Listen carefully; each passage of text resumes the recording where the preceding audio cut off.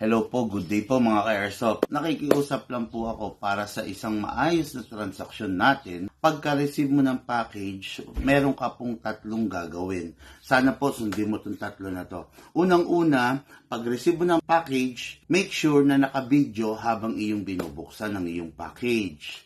Okay? Para po, kung sakaling may problema, is meron tayong on the spot na video na pwedeng makita. Pangalawa po, i-video mo po yung unang demo, yung unang test fire na gagawin mo doon sa unit mo.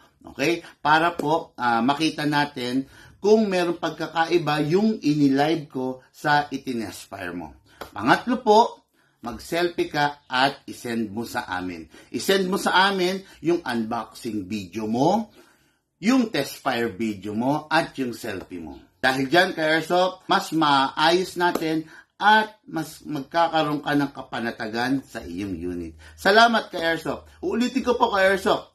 Unboxing video, test fire video, at selfie, pakisend po sa amin. Salamat po sa pagtangkilik sa amin sa Big Man Hobby Shop.